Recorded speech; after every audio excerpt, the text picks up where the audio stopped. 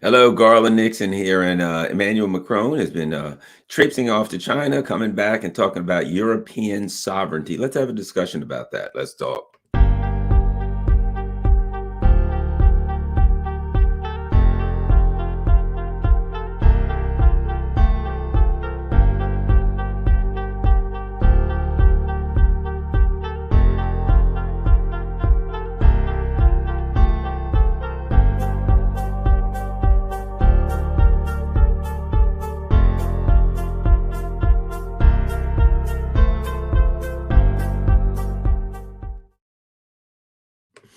Hello. So Emmanuel Macron has been running about. He's been off to China and came back and talked about sovereignty. And based on the things that he said, you can the things that he said kind of implies that this is regarding China. There are a couple of hints in there about Ukraine, but overall, it appears to be an indication that the way he sees the U.S. empire's foreign policy, he is somewhat on board with maybe a little reluctantly on board with the policy against Russia, but he doesn't think that the European vassals should be on board with the policy towards China. And it also appears that he understands that to the neocons, it's all or nothing, that they do not allow or accept the concept of independence in any way, shape, or form, that you have to do what you're told. And one of the things that he said, again, that is an indicator was, and I'm paraphrasing this almost, maybe not. He says, if we can't get peace or achieve peace, I'm paraphrasing definitely. If we can achieve peace in Ukraine, how can we something or other from there, right, with China? Basically implying that he recognized the Ukraine project as a disaster, and that was an indication that China would be a far greater disaster. Well, I mean, you'd have to be deaf, dumb, and blind not to see that. But let's talk a little bit about Macron and sovereignty.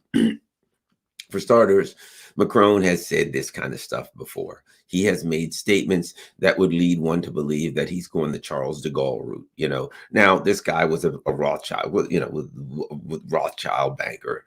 So if somebody comes from J.P. Morgan or Goldman Sachs over here, or maybe England, they came from HSBC or Rothschild Bank or any place like that, automatically, there's certain assumptions that are going to be made about them. And that's going to be that they speak for the ruling class. And clearly, the conduct of Emmanuel Macron in office makes it clear that he is I'll put it like this, that his presidency was a project of the ruling class, that they made sure he got in because they knew he would do what he was told, and he understood the rules, and he's part of the team. So let's not confuse ourselves. Let's not mislead ourselves to believe that he's the second coming of some kind of of Thomas Sankara, what I mean, some kind of a freedom fighter by any stretch of the imagination, because he's not. He's a member of the ruling class. Now, that being said, before we even get into the issue of sovereignty, for Europe, let's talk about sovereignty, period. I think you have to start off by looking at it and saying, sovereignty, independence, an individual country having the right to chart its own destiny, to make its own internal decisions, etc. Right? I think we understand what sovereignty means, what independence means. So we can use the word and we can go to the dictionary and find definitions, but I look at sovereignty like a flower. When you walk by a flower and look at it, you know what it is. Before somebody can say that's a particular kind of flower and they can give you the Latin scientific name for it. But when you look at the damn flower, you know exactly what it is without having a word for it. When a bee flies towards that flower, he knows what it is. He doesn't need a word for flower. Well, that's the way I look at sovereignty. There are a lot of things most things that even if we didn't know how to talk, we'd know what they were. And sovereign danger, it's inherent.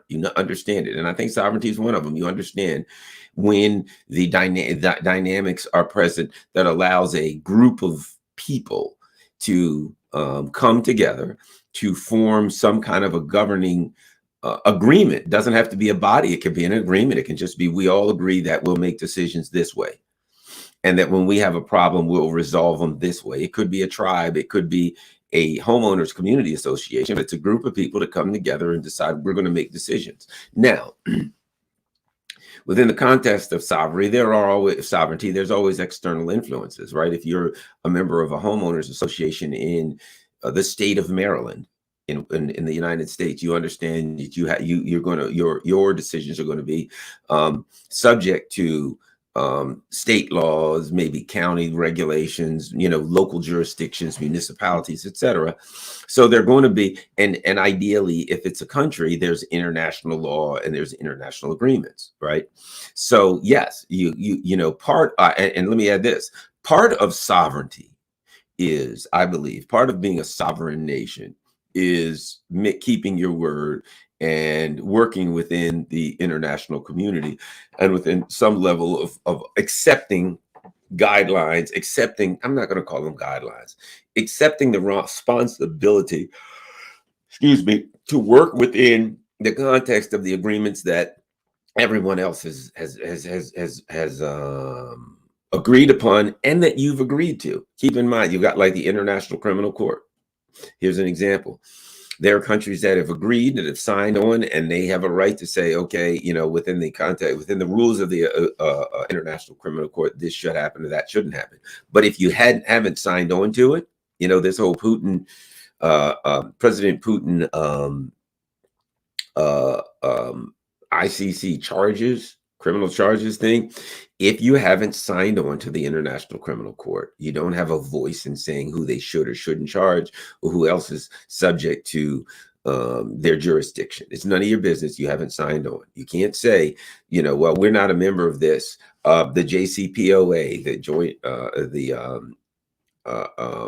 nuclear agreement between Iran and the U.S. The U.S. exited the agreement and then said, but Iran still has to adhere to it. Once you exit that agreement, part of sovereignty, part of independence is a willingness to accept the parameters of the agreements in which you place yourself. So if you say, hey, look, we're out of the JCPOA, that means that you no longer have the jurisdiction to tell Iran or other countries within that agreement what to do. It's responsibility. I'm going to take care of my business. I'm going to operate within the rules that we've all agreed upon. And if I haven't agreed to be part of a group, the ICC, an organization, some international group, then I don't have a right to stick my nose in it and tell people who have agreed to be part of that what they can or can't do within the context of the agreement that I'm not even part of. So I believe that part of sovereignty is take care of my own business and accept the fact that other people have to take care of their own business. Part of sovereignty is respecting the sovereignty of others. It's an internal and external thing. It's demonstrating that you respect a set of rules. Now, why do I say that? Because if I say this is a sovereign nation, it becomes this sovereign for whom? Look at the French right now. As Macron runs about the world talking about sovereignty for France, the people in France are in the streets. Why? Because they don't believe that their government represents them. And in particular, specifically, Emmanuel Macron, they feel that he has bent and twisted the rules to change things in a way that they don't agree with, that the masses clearly disagree with. At one point, it was 2 out of 3 Frenchmen opposed it, and I imagine the numbers are at least there, if not higher by now. Clearly, this didn't come from the French people. It didn't come from the French legislature because he didn't have the votes in the legislature to get it through. So he found a loophole. But clearly, this came down from Brussels. Clearly, this was, again, an issue of sovereignty. Brussels said to Macron, obviously, clearly, you need to raise the retirement age. You need to raise the pension age by 2 years. And he said, sure. And there was no discussion as to whether or not the people would like it. So when we talk about sovereignty of France, Is Macron talking about sovereignty for the people of France in the aggregate as a whole? Clearly not, because he doesn't respect the people of France, their right to to have a government that represents their wishes. Now, he's talking about sovereignty of the government for the elite. I mean, excuse me, sovereignty of France for the elite ruling class. So what happens is, what Macron is really saying is the elite ruling class of France should have the sovereignty and the authority to make decisions for the French people, not the French, whatever you want to call them. You can call them the working class, you can call them the proletariat, you can call them the hoi polloi, the great unwashed, whatever, euphemism you want. But but keep in mind that as a member of the ruling class, he's simply saying the ruling class of France, these are our peasants, these are our subjects. We should have the right to treat our subjects and our peasants as we please. They're beating them in the streets, whatever. If you're a French person who's running from the police and they're beating you with a baton, you feel like you don't have sovereignty because your government doesn't represent you. The elite ruling class says we do have sovereignty. You know why? Because these are our peasants and we can beat them as we see fit. Now, let's go take this to another level. When you talk about European sovereignty, and if you notice, that's a term that he used, European sovereignty. If I'm the president of France, European sovereignty ain't the issue. French sovereignty is the issue. Wouldn't you say, if I'm the president of Denmark, European sovereignty isn't the issue? The sovereignty for the nation of Denmark, or Holland or whatever the hell. I don't know. I can't keep up with those damn European states. There's too many of them and they're too small. And they don't matter anyway because none of them have sovereignty. That's my point here. It doesn't matter. There are no European states. So France told on himself as a globalist, right? He's saying, because clearly what we're seeing in Ukraine is globalism is dying. The COVID and supply chains and all, the days for globalism are over. So what I think the Eurasian coalition, the Russias, the Chinas, the Indias, the South Africas, et cetera, these countries in that coalition are looking for. You can't just have a country that lives in a bubble that's completely isolated from everyone. That's not going to work, because you need rice and maybe your country doesn't grow rice. You need oil, maybe your country doesn't have oil, but you've got something that they need and they can't. They need coffee and they don't have coffee. They don't grow coffee in Russia. Okay. What the Eurasian coalition is looking for is a sovereignty of internal decision-making, social issues. Nobody comes in and tells you how to treat women or whoever. They will say, we don't like that. That's not good. But they're not going to make economic decisions contingent upon the application of some universal social standards that everyone has to, that is arbitrarily set by the most powerful military entity in the coalition. They're not going to say, we're the most powerful military entity within this Eurasian coalition. Therefore, these are our social standards. Afghanistan, Saudi Arabia, whoever, you guys, Iran, you've got to adhere to our social standards. They're saying, no, if you're doing something we don't like, we'll bring it to your attention. But that ain't going to get in the way of business. So what are they looking for? A lot of people know me, and I'll say where I got this term from. A lot of people know my mentor for years was Paul Robeson Jr. And Paul would use this term a lot. He used this term frequently when talking about politics, and that was a healthy balance. Think about China. I think what China, people are like, so, and this is all very important in the discussion of sovereignty. And because I'm talking about the Eurasian coalition first to discuss what I think is a healthier concept of sovereignty. What has China said? Are they a pure communist, socialist, state-owned? Nobody owns any property. Nobody owns anything.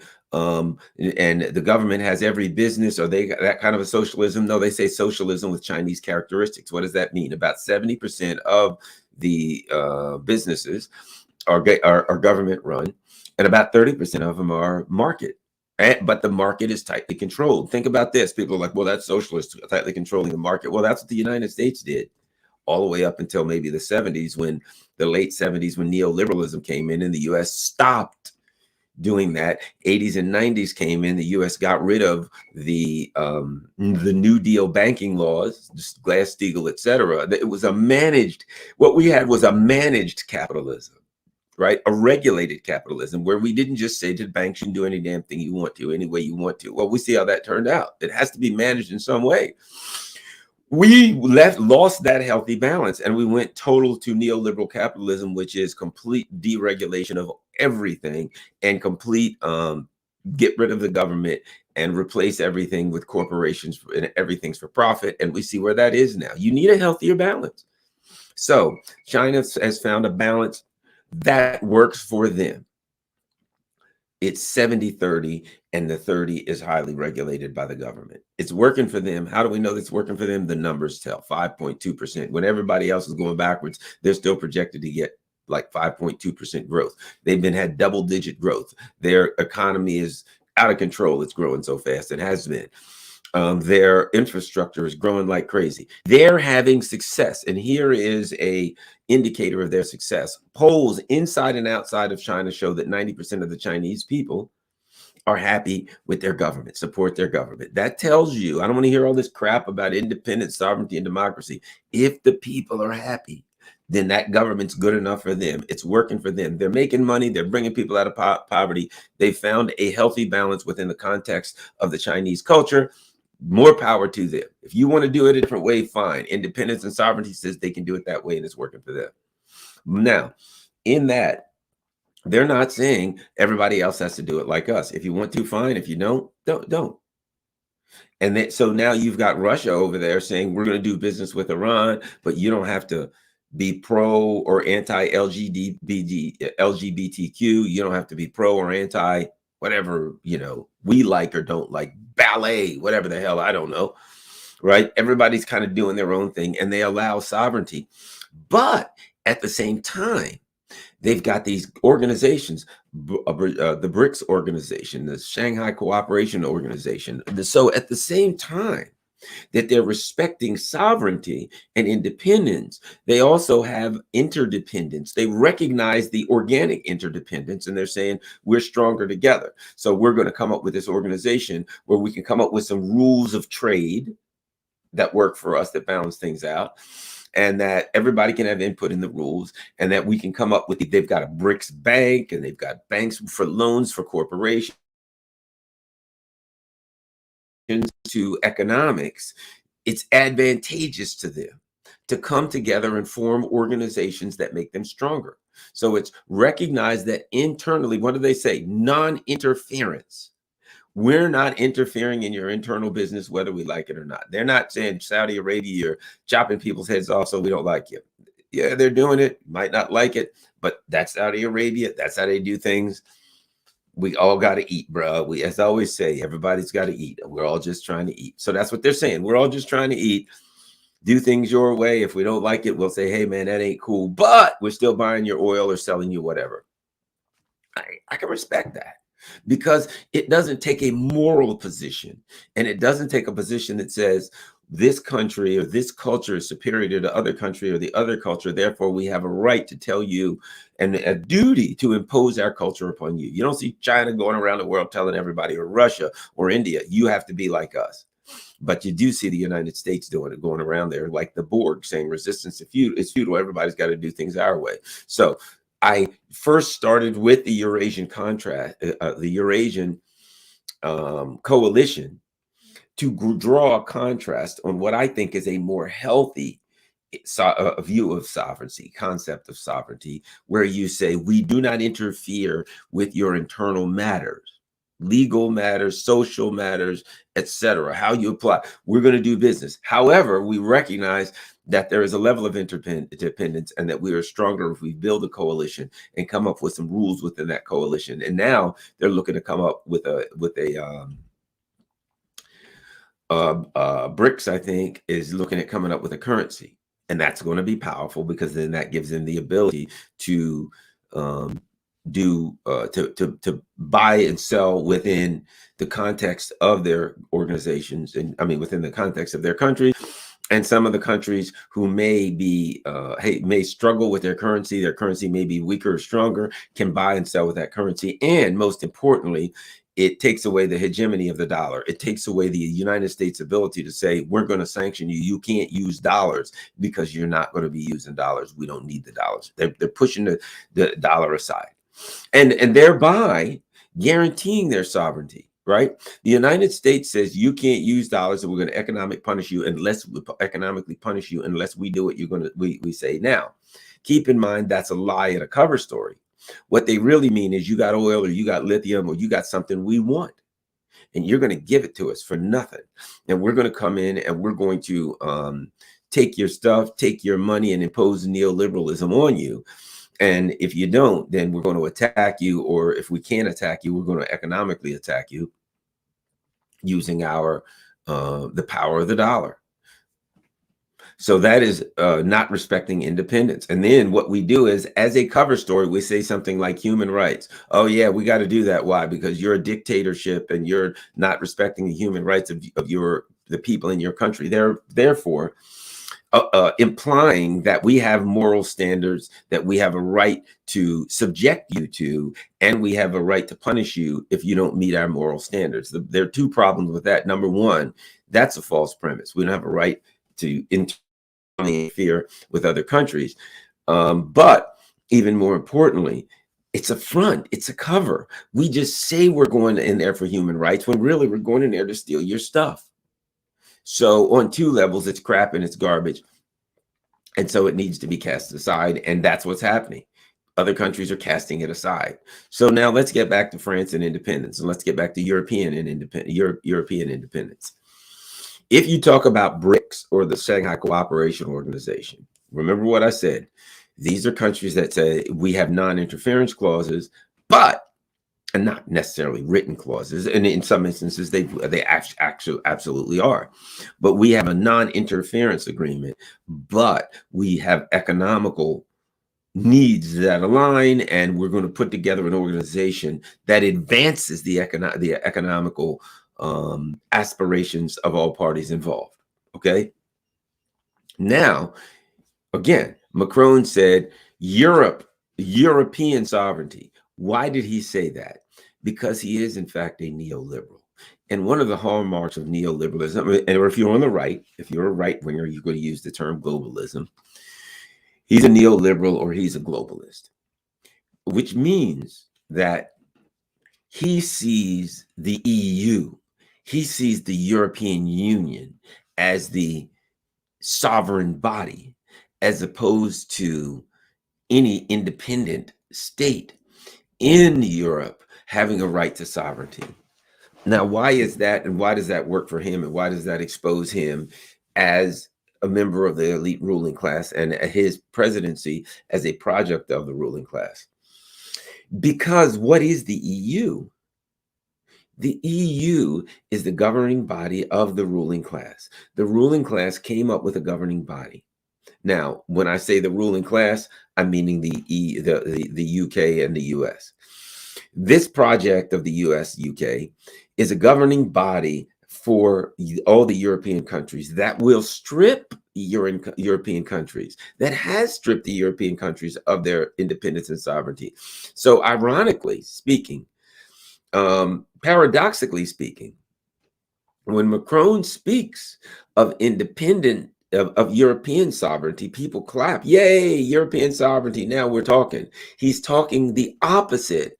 That is the anathema. That is anathema to the sovereignty of any individual country within the context of Europe.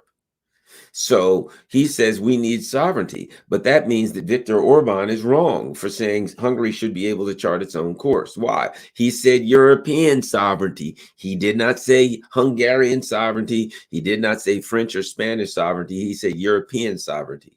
Macron is promoting the EU, the European Union, von der Leyen, which yet and still, while he says we need to get out from under US control, I'm paraphrasing, and we need European sovereignty.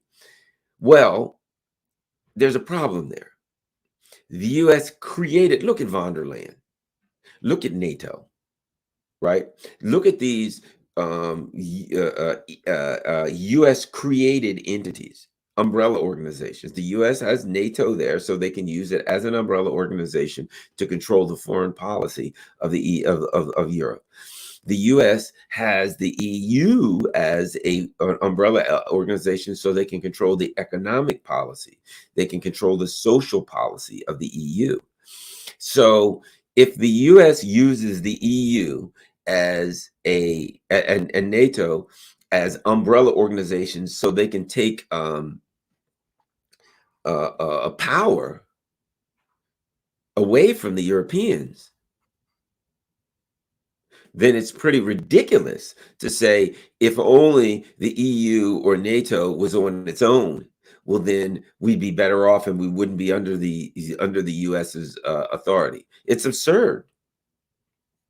These organizations are created and controlled by the US. All you have to do is look at the two farcical rulers of farcical US puppets in control of the EU and NATO. Ursula von der Leyen, Jens Stoltenberg, right? Look at the people they put in charge of these organizations. These people are a farce. These people are a joke. What do they have? They are the most outrageous pro-American, pro-neocon, pro-US neocon people you can find.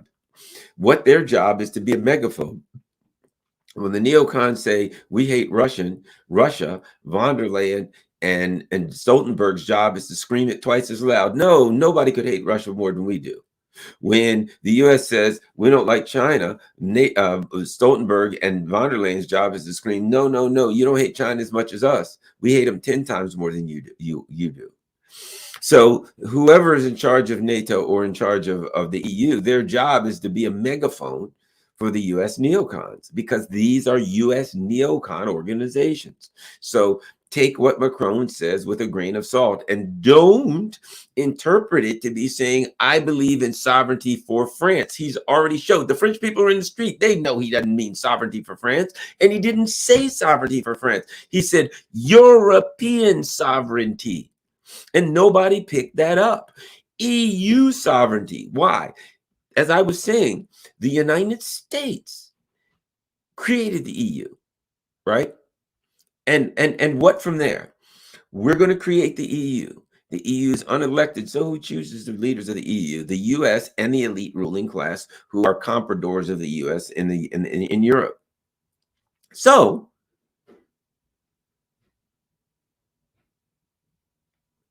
according to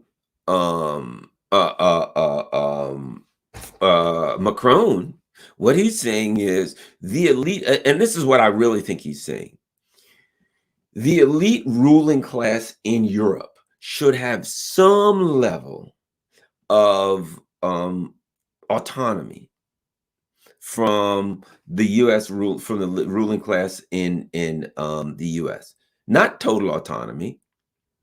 The EU, not any individual country up to and including France. He didn't say France. People pretend as though he said France. And that's why you heard you heard like this. Well, this guy, somebody Michon or whatever his name is in the EU, said, yeah, I agree with that. Why would anybody in the EU agree with that?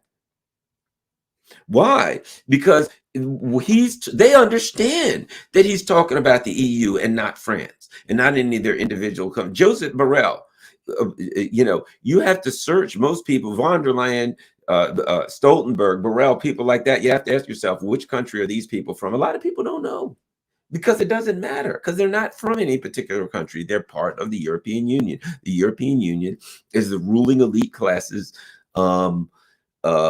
extra democratic organization, so that they can control the country. That's all it is. I mean, excuse me, so they can control European policy, foreign policy, economic policy, and now cultural policy. You got to be doing what the US says you got to do, the way you got to do it. You got to think what they've got to say, think you got to have the things they want on television, whatever the case may be, your cultural policy, media policy, etc. That all must be controlled. That all has to be one. And it's very fascistic right now. It's very totalitarian, I would say, extremely totalitarian. Totalitarian, usually fascism, in my opinion. Fascism is usually centered around a body. It's around a person. It's around the fearless leader, right? There's generally with fascism, you have some kind of a fearless leader. He's their great and fearless and wondrous leader, right? Totalitarianism, now this is my opinion, you can agree with it or not, is usually centered around an ideology. And that to be part of that ideology is to be moral and upstanding and to do the right thing, and to push back against the ideology is wrong. And it's like that they're in the terms misinformation, disinformation, right?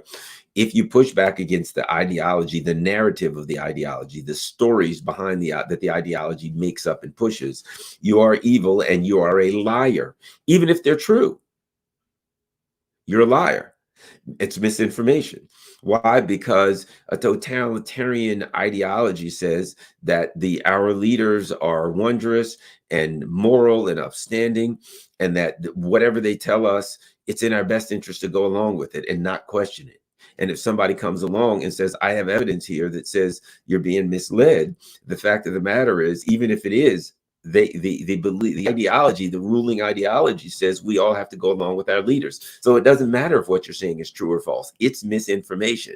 It's like a kind of a religious thing. We believe things as a matter of faith, not as a matter of fact or empirical evidence or data or anything like that. Therefore, anything that pushes back against that is misinformation, disinformation, malinformation, whatever. They just keep coming up with words. All it means is that our leaders have a narrative. We have decided we'll follow our leaders no matter what. And therefore, anything that says our leaders are wrong is wrong. That's all it is. It's evil, it's wrong. Malinformation, disinformation. And that's another part of the European totalitarian extension of US totalitarianism. We got people in Europe now in jail for the things that going to jail, in court for things that they said, things that they wrote in a legitimate a media outlet. We've got people now being persecuted and prosecuted for saying, I agree with Russia. You can't say that. Now, on one hand, the country will say, we're not at war with Russia. We're not part of it. And then someone will say, okay, we're not at war with Russia. No, we're not part of Russia. Right. Well, in that case, I agree with Russia. Well, you can't say that. You're going to go to jail. Well, you're telling me we're not at war with Russia. If we're not at war with Russia, then what difference does it make? If there's the Eritrea versus somebody, if two countries on the other side of with Cambodia and whoever's on their border in Vietnam goes to the war, which I mean, that ain't happening, but I'm just saying, I can say, I think Vietnam should win. And then next I can say, nah, I changed my mind. I think Cambodia would win. We're not in part of that, in that war. Nobody's at war with us. I can say that.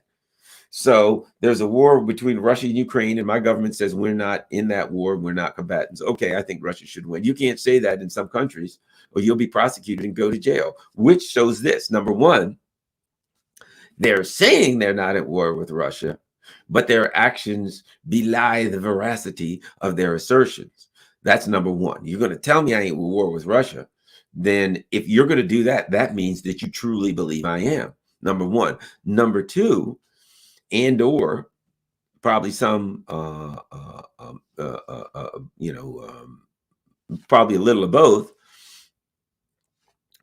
You do no longer respect my right to an opinion, to push back against the mainstream narrative. Once the government says we don't want Russia to win, Russia must lose, I'm not allowed to say I disagree with the government. The government has come up with a narrative, and not only is it throw people off social media if they go through the narrative, call them misinformation, disinformation, malinformation, Russian bots, whatever, it now becomes you will be prosecuted. Literally, there are people in Europe being prosecuted for disagreeing with the position of their government. Again, totalitarianism. That's pure totalitarianism. And now we've got, so think about this. If throughout Europe, and we're seeing this, throughout Europe, you've got this organization, And the organization is the EU and NATO. And as we see, NATO now is being dragged around by the most extreme elements: Poland, the Baltic states, the United States neocons, people like that. So the most extreme elements of the West, the most reactionary elements, are the ones who are dragging NATO around. Meanwhile, those same elements, who also happen to be the most corrupt neoliberal elements in the West, are dragging the European Union around. The EU recently was caught in, has been caught repeatedly in these huge corruption schemes. Well, that makes sense. I mean, look, Ukraine's loaded with corruption. Joe Biden corrupt as the day is long, on and on and on, right? So the EU is just a corrupt organization who is supposed to maintain the neoliberal order, which they're doing a good job of, I might add, in the EU. And my evidence, excuse me for yawning, doing these shows early in the morning, I always yawn for some reason in the morning. I had somebody actually complain, say, well, Garland, your interview with Scott was great the other day. The only problem is you yawned, and that didn't look good. And I'm like, well, you know, I'm a man who practices Zen. So think about this. You know, you don't plan to yawn. Your body yawns when it needs to. You know, that's like looking at a dewdrop fall and say, hey, that dewdrop fell at the wrong time. Should have been better planned. That ain't the way the human body works. That ain't the way this universe works. At any rate, so onward we go. So I guess I don't have a lot more to say, but I definitely want to make the point. If you don't take anything else away from this discussion, take this point away. Emmanuel Macron said he didn't say French sovereignty. He didn't speak up for the French people. He didn't talk about the French people. He didn't, his country is a freaking disaster. It is a war zone. The people are enraged. If you notice, he didn't say anything about fixing things at home. I need to go home and I need to make France a better place. I need to make amends with the people of France. I need to nothing, none of that. We need sovereignty for the French people. Hell no, he's not interested in sovereignty for the French people. The French people are in the streets because they don't have sovereignty. The French people are in the streets because von der Leyen and the Brussels crew said to Macron, I want you to go back to France and I want you to raise the retirement age by 2 years, the pension age by 2 years. And he went back to France, and the people of France didn't want it, but he ensured that their sovereign wishes were not represented, and he pushed through what he had to do. And he probably talked with the people in Brussels. Well, I'll never get the vote. So, well, do you have another way? Yeah. Let's do it this way. So as he usurps the sovereignty of his own people, he says, and that's the thing. Listen, he says, yeah, I'm interested in sovereignty for the EU. And people are like, yeah, now he's talking my language. Finally, he's making sense for me. Well, he also, let's remember this. He's also an imperialist. He's also a globalist. He's also a warmonger. If you remember those same people, Macron, the UK, when Joe Biden pulled out of Afghanistan, there was one thing that Macron was talking about back then. It has been for a while. He says, we need a European army. We need a separate army from the US so that we can do what we want. But when the US left Afghanistan, they were saying, these European people were saying, no. If the EU needs to stay there. See, if we had our own army, when Biden pulled out, we could have a European army there. So all they're saying is, to some extent, they were saying, Biden, you're not an imperialist and a warmonger and a neocon enough for us. And do you think they would have asked the people of France if they wanted to be involved? You think Macron would have been like, hey, we're staying in Afghanistan with this EU army? Hey, people of France, let's do a referendum. Do you think he really would have done that? Hell no, he wasn't doing no referendum. This was not about the people of France.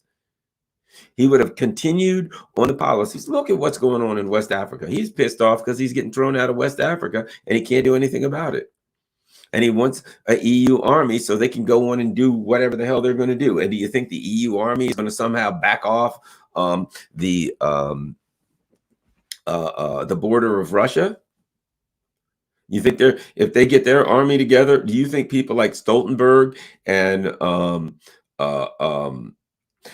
von der Leyen are going to suddenly become doves. What they would do if the EU had some level of sovereignty and independence, they would first and foremost, and see, this is what Macron's going to say. If you listen to his history, you understand what he's talking about. Number one, sovereignty, European sovereignty, not independent state sovereignty within the context of the European continent. Number two, he's talking about a European army. He's been talking about that. What he's going to say is, if we get sovereignty and push away from the US, then we'll have our own army. See, that's one of the things that the neocons are afraid of with Europe. They see a multipolar world. They see themselves as one of the poles. They see Russia and or China as other poles, Iran as a pole, and they see Europe as one of the poles. That's one of the reasons they had to destroy Europe economically. They already understand what I'm saying, and they clearly understand what Macron is saying.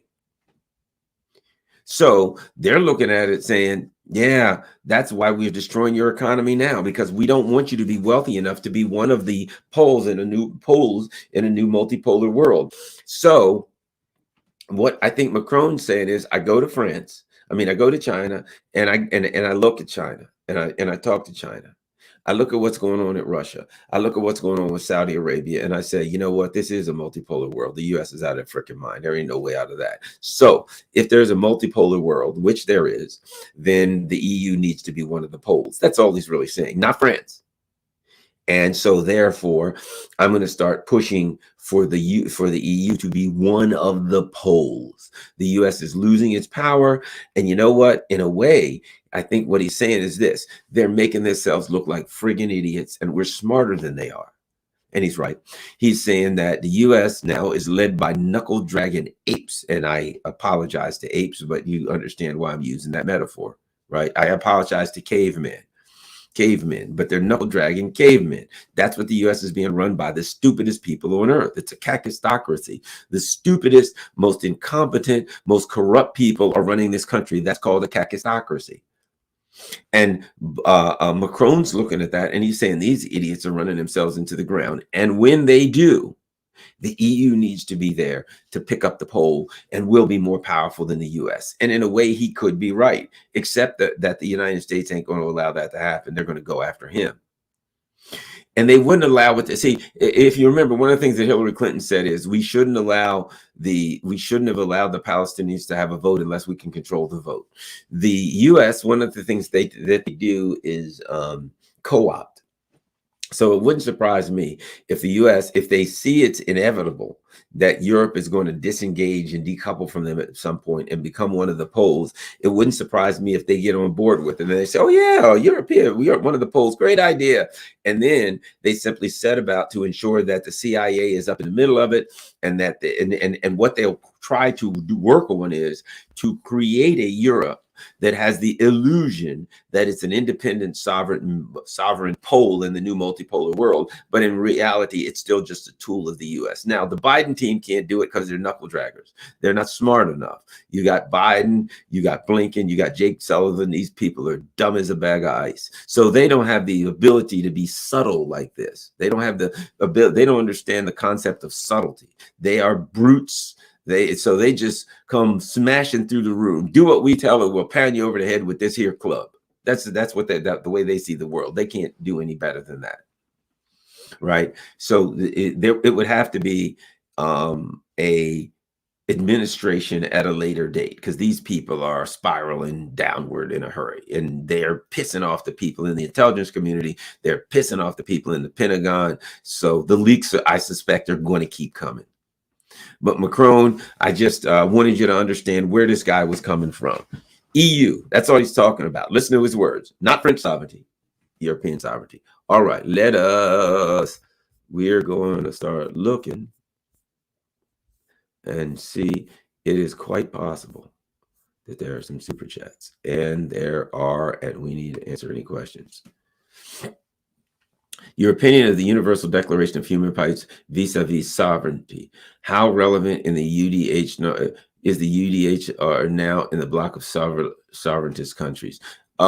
See, I don't know. You know what? I'm not a a person who tries to comment on things that I don't know much about. So I'm not familiar with the Universal Declaration of Human Rights. I'm familiar with it, but I'm not familiar with the details of it. So I really would be a charlatan if I pretended like I knew I had special information on that, and I don't really know that much about it. I'd have to look at it and read up on it. Can you please reconcile peaceful Zen with Tibet serfdom and support of Japanese imperialism? Probably unfair question, but curious what you think. Well, in the same way that, think about it, that